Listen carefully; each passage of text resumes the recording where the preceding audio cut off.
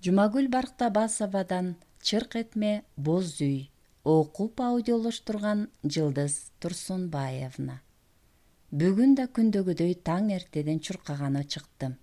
Аба таза, айланада эч ким жок. Терең дем алганда эле көңүл ачылат. Көчө бойлой паркты көздөй баратам.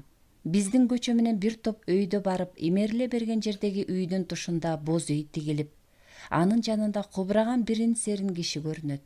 Жүрөгүм селт эте түштү. Кылымдар кыргыз жашап келген бул үй эмнеге азыр көп учурда жамандыкка тигилип, эмнеге көзгө түрү суук көрүнүп калды билбейм. Жана сергип турган көңүлүм сууй түшкөн менен көнгөн адатымча токтобостон чуркаганымды улантып кете бердим. Жашоо дегениң ушул экен да. Бири өлүп, жаны жай алып жатса, бири өз башына өзү түйшүк үйүп, өзү менен өзү убара. Мен чуркабасам деле жашоо дегендин өзү менден алдыга озуп чуркаган бойдон зуулдап кете берет экен. Ушуну ойлогондо бул жол тээ атам замандан бери эле турган өңдөнүп, мага окшогон адамдын миллионун тигил же бул жака узатып койгондой туюлуп кетти. Дал ушул учурда өзүмдү байкуш, бечара өңдүү, кичинекей курт кумурска сыяктуу сезип кеттим. Чын эле ушул жолдо мага окшоп канча адам чуркады экен.